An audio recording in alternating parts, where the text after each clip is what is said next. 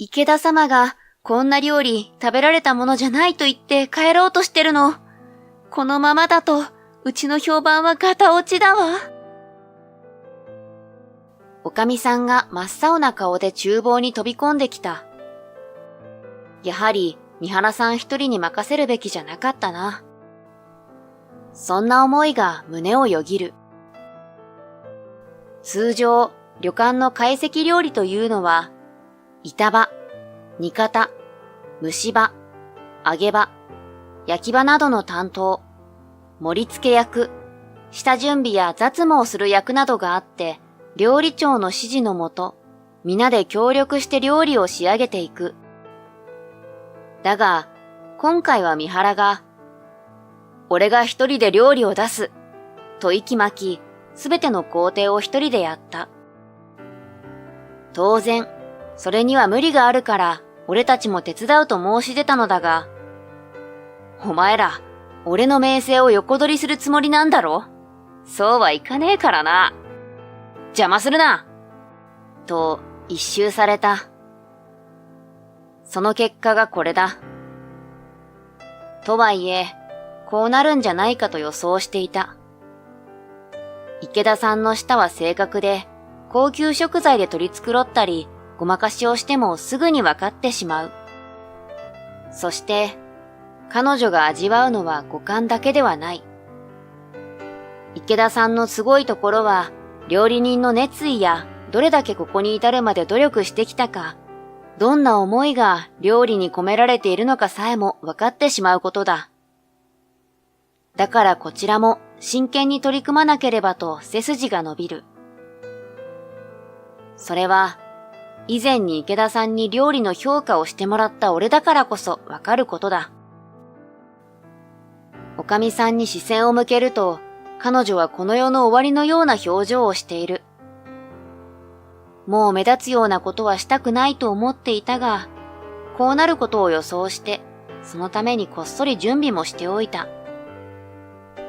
俺は、ある料理を手におかみさんの前に一歩踏み出す。どうか、池田さんに、こちらをお出しいただけませんか？これを食べてから、この旅館の料理を評価してほしいとお伝えください。俺が、この老舗旅館で働き出したのは半年ほど前のこと。今日から入っていただくマキさんです。あまり調理経験がないので、どうぞ皆さん、ご指導よろしくお願いします。おかみさんの言葉に頭を下げると、一人の男性のつぶやきが耳に飛び込んできた。経験者かと思ったら、使えないおっさんかよ。料理長が自己紹介し、次に紹介されたのがその彼だった。三原隆。板場をやってるが、副料理長の代わりも務めてる。板場というのは刺身を切る役割だ。そう言ってしまうと簡単に聞こえるかもしれないが、刺身は切り方によって美味しさが変わるため、他のポジションよりも重要とされている。板場を仕切っていて、副料理長の代理まで務めるほどだから、相当腕がいいベテランなのだろう。俺に追いつけるように励めよ。三原は歪んだ笑いを浮かべ、見下した口調で言った。全員の紹介が終わるとすぐ仕事だ。仕込みの準備をし、使用する食器を用意し、調理器具を洗う。おい、新人、こっち頼む。新人、すぐ来てくれ。自己紹介の意味もなく、新人と呼ばれてあちこちで雑用をやらされる。厨房はどこも戦場だな。なんて思う余裕ができたのは休憩に入ってから。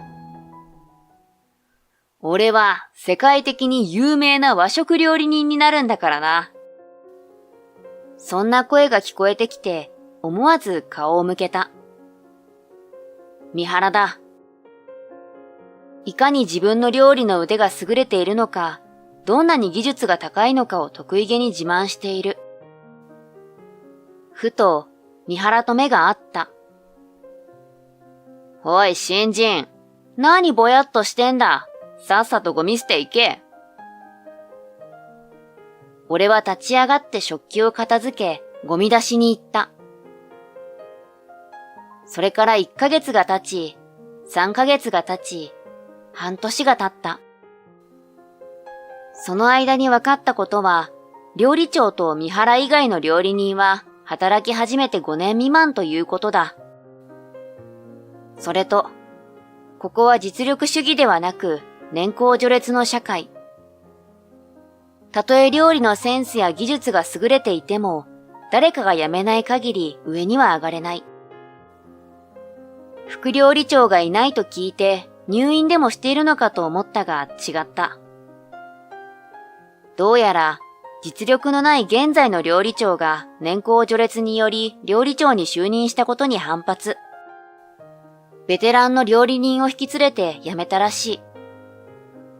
だから若手とはいえ料理長の次に一番在歴が長い三原が上のポジションについており、大手を振って歩いているのだ。俺は新人が入ってこない中、下積みの仕事しかさせてもらえない。物足りなさを感じつつも自分に言い聞かせる。これが自分で選んだ道なのだと。その日は揚げ場の林さんがもともと休みだったのだが、同じく揚げ場の安川さんが体調が悪くて休んだ。林さんに電話したが連絡がつかず、このまま厨房を回すことに。この日は宴会が多く入っており、忙しくなるのは目に見えて明らかだ。俺はたまらず料理長に声をかけた。俺に何かお手伝いできることはありますか？すると、料理長の横にいた三原が俺に投げ返した。見習い料理人は皮むきだけしてろ。料理長は何か言いたそうな様子を見せたものの、ふいと顔を背けた。彼は無口で職人気質だが、事なかれ主義でもある。きっと、波風立てたくないのだろう。俺は黙って野菜の下準備を始めた。そんなある日、珍しくおかみさんが厨房を訪れた。池田あさみさんが1週間後に宿泊されることになりました。皆さん、気を引き締めてお料理を出していただくようお願いします。池田あさみという名を聞き、厨房がざわつく。彼女の名前を知らない料理人はいない。それほど有名な料理評論家だからだ。池田さんは自らも調理師免許を持ち、最初は料理人として働いていたが、もっといろいろな料理を知りたいと、料理雑誌の編集者として働くように。やがて、コラムの連載を始めて、多くの食レポを雑誌に載せるうちに、彼女が絶賛したレストランは、どれも外れがないと評判になった。彼女を一躍有名人にまで押し上げたのは、テレビの料理人対決番組。審査員に起用された彼女の認知度は一気に上がった。今では彼女が美味しいと言えばその店は必ず繁盛し、まずいと言えば店は閑古鳥が鳴くようになると言われるまでに。おい、池田あさみだってよ。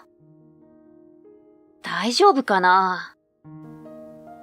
不安な声があちこちで漏れる中、一人自信満々に三原が声を上げる。うちの旅館の知名度を上げるチャンスですね。俺に任せてください。必ず池田あさみが簡単する料理を作ってみせますよ。そんな中、俺の視界に料理長が入ってきた。顔が青ざめ、足が震えている。まあ、池田あさみほどの大物評論家が来るとなれば、緊張するのは無理もないことだろう。それから1週間が経ち、池田あさみが旅館を訪れる日となった。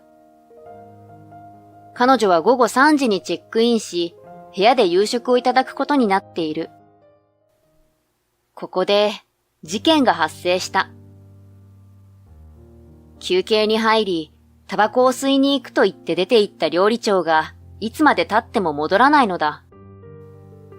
携帯電話にかけても留守電につながるだけ。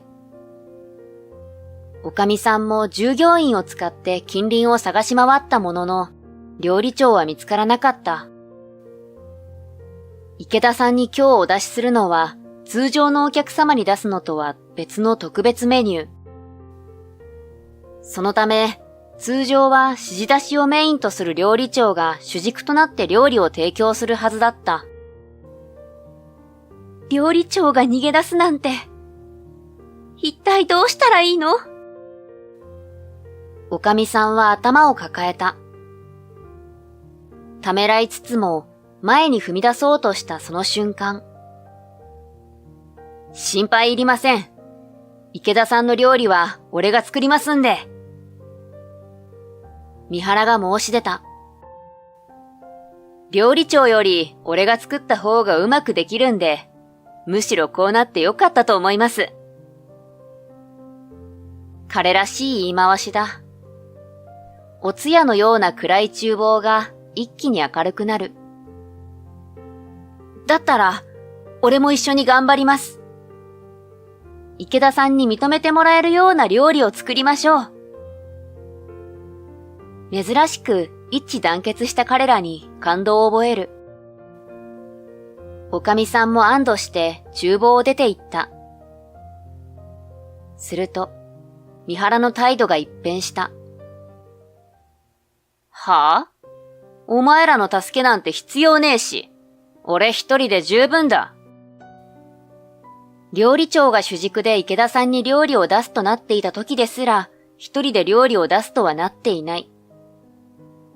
宿泊客の懐石料理を作りながら、皆で協力して池田さんの料理をサポートする予定だった。でも、三原さん一人じゃ。そうですよ。俺たち手伝いますよ。先輩たちが声をかけたが、お前ら、俺の名声を横取りするつもりなんだろ？そうはいかねえからな。邪魔するな。呆れて物も言えない。先輩たちも同じ気持ちだったらしく、もう何も言わなかった。夕食の準備が始まった。料理長が不在という現状において、三原さんが指示出しをするべきなのだが、彼は池田さんの料理に全振りしており、こちらのことは一切無視。林さん、そろそろ揚げ物に取り掛かりますよね。食器の準備してきます。あ、これ終わってますよね。盛り付けちゃって大丈夫ですか？俺は厨房の動きを見ながら声をかけ、さりげなく助けに入った。三原さんは一人忙しく動き回り、どけ！俺たちの動線を遮って割り込み、こちらが使う調理器具を勝手に奪う。これには先輩たちも辟易したが、何しろここは年功序列主義。誰も三原に逆らえないのだ。俺たちは何とか時間通りに懐石料理を提供することができた。同時に、三原も池田さんの料理を作り終えたらしい。これで料理長の座は俺のものだ。これからこの旅館は俺のおかげで忙しくなるぞ。三原は満足げに言うと、意気揚々と厨房を出て池田さんのもとへと向かった。三原が出て行った途端、次々に先輩たちから不満の声が上がる。あいつ、一体何様のつもりだよ。ほんと、やってらんねえ。たとえ池田さんがあいつの料理を認めたとしても、あいつの下ではもう働けないっすよ。これじゃあ、旅館の未来はない。彼らの声を聞きながら、俺は一人静かに厨房に立った。厨房に戻ったおかみさんは、池田さんの部屋での様子を話してくれた。今回は池田さんがいらしたということで、料理自慢の私が一人で腕によりをかけて作った特別な懐石料理となります。どうぞお召し上がりください。並べられた懐石料理を前に、三原が誇らしげな表情を浮かべた。おかみさんは三原が一人で懐石料理を作ったと聞いて内心驚いたが、平静を装って座っていた。池田さんは箸を手に取り、先付けから口にする。味わうようにゆっくりと咀嚼。だが、すべて食べることなく次の料理へ。彼女はそうしてすべての料理を一口ずつ味わってから箸を置く。それからかなりの間が空き、池田さんがついに口を開いた。これは。三原が期待に満ちた目で池田さんを見つめる。だが、彼女の口から出たのは三原が望んでいた言葉ではなかった。とても食べられたものじゃありませんね。料理自慢の老舗旅館だと聞いていたのですが、とても残念です。その場の空気が凍りつく。それをぶち破ったのは三原だった。納得できません。俺は最高の料理の出来栄えだと自負しています。どこが悪いのか教えていただけますか？ふぅ。池田さんがため息をつく。あなたの料理は技術が未熟なだけでなく、最も肝心な作り手の心が感じられませんでした。お客様に美味しく味わっていただきたい。喜ばせたいという思いが全く伝わってこないのです。これは私が教えられるものではありません。もう結構ですので料理を下げていただけますか？おかみさんは慌てて池田さんに訴えた。実は今日は料理長が不在でして、いつもの懐石料理とは味が違うんです。彼は副料理長代理でして。それでは、料理長が在籍の時にこちらに来ればフェアですね。池田さんの返答に、おかみさんは言葉を詰まらせた。いえ、それが料理長は池田様の評価を受けることを恐れて逃げ出してしまいまして。池田さんはしばらく考え込み、口を開いた。では、もし私の舌をうならせるような料理人がいるのであれば、味わわせてください。それによって、この旅館の評価を決めます。そんなわけで、おかみさんは厨房に戻ってきたわけだ。どなたか、池田さんにお出しする料理を作ってもらえないかしら。おかみさんの言葉に厨房が騒然とする。いや、無理だろう。一人がつぶやくとこうする。そんな重大なこと引き受けられないよな。旅館の未来がかかってるってのに。皆、及び腰だ。そうですか。おかみさんに視線を向けると、彼女はこの世の終わりのような表情をしていた。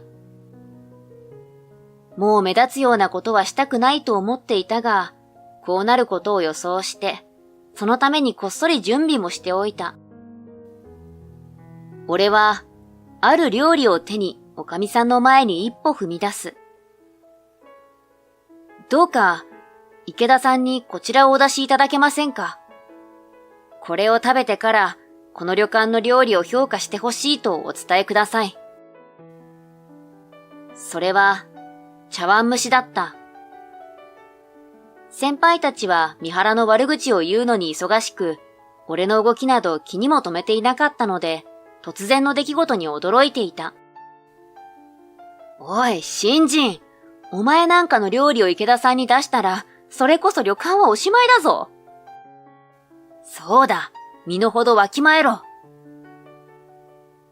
俺は先輩たちを見据えた。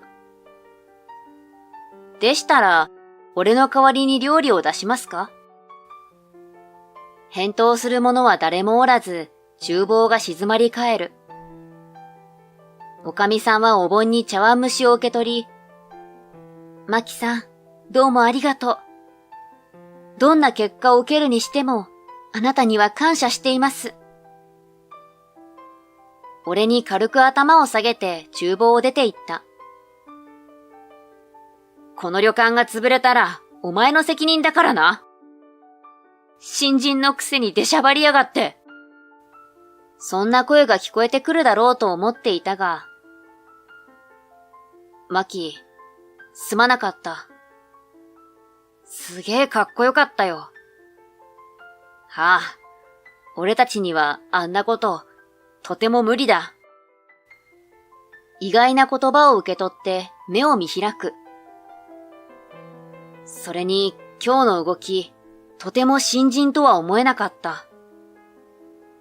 的確なタイミングでやるべきことを教えてくれて、気づいたら色々と助けてもらってた。なんつうか、いつもよりやりやすかった。そんなことにまで気づいていたなんて驚きだ。しばらくして厨房からバタバタと慌ただしい足音が近づいてきた。バタンと激しく扉を開けたのはおかみさんだ。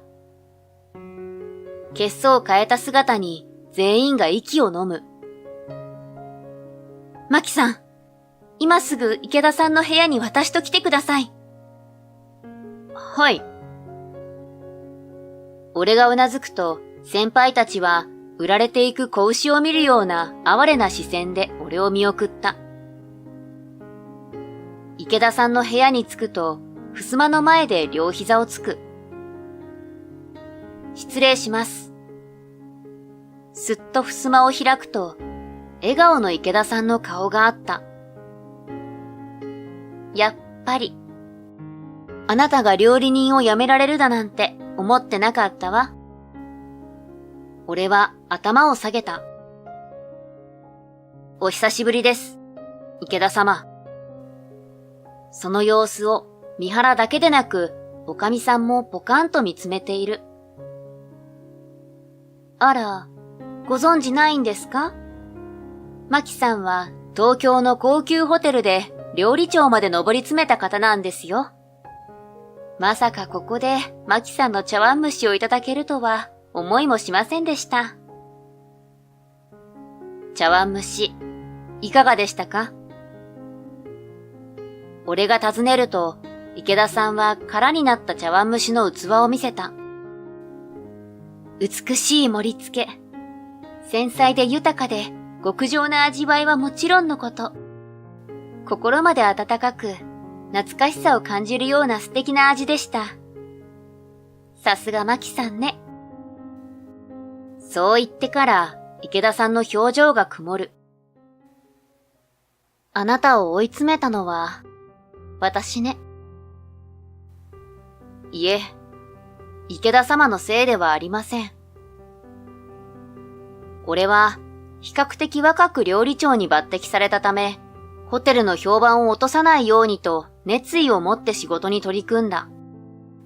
常に一人一人の動きに注意し、細かく指示を出し、技術的に未熟な料理人は俺が率先して見本を示してみせた。そんな俺を煩わしく感じた数人の料理人が結託。池田さんがレストランを訪れた時に、俺に気づかれないような小細工をして料理を提供。すぐに気づいた池田さんは、料理長である俺を呼び出し指摘した。俺は即座に池田さんに深くお詫びした。私はマキさんを信用していますから、あなたがわざとこのような料理を出すような人ではないと分かっています。けれど、下の人間からはめられるということは信用がないということですから、どうぞ料理長としての器を育ててください。その言葉をいただき、お咎めはなしだった。彼女はその時の料理の評価を載せていない。だが、そばにいた客が、あのホテルではまずい料理を出し、池田さんが料理長を呼び出して苦情をしていた。と、俺たちの話の一部を切り取って SNS で拡散。その結果、一気に客足が遠のき、俺は料理長としての責任を取ってホテルを辞めたのだった。ずっと心を痛めていたのよ。あの時、周囲に気をつけて助言するべきだったと。あなたを追い詰めるつもりは決してなかったの。池田さんに申し訳なさそうに言われ、俺は首を振る。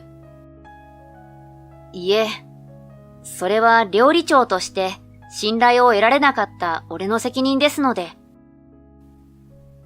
俺は料理人に向いていない。そう思って地元に戻り、リフォーム会社の営業マン、倉庫の検品梱包作業員、工場のライン作業員、宅配ドライバー、コンビニ店員など5年間様々な職に就いたが、どれも長続きしなかった。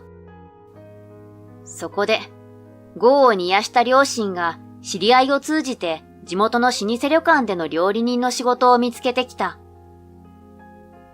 俺は料理人をやる気はないと言ったのだが、だったら、お前は何がやりたいんだ。襟好みしているような年齢じゃないだろう。俺たちには俺たちの生活があるんだ。自立しろ。父親が一括。そこで俺は料理長であったことを秘密にしてもらえるのであれば働くと条件を出したのだった。支配人は俺が高級ホテルの料理長であったことを知っているが、他の従業員、おかみさんにすら話していない。あなたが料理人を辞めてしまったことが心残りでならなかったんですよ。料理の道を続けてくれてありがとう。池田さんにお辞儀を返す。私こそ、こうして池田様に再び認めてもらえてとても嬉しく思います。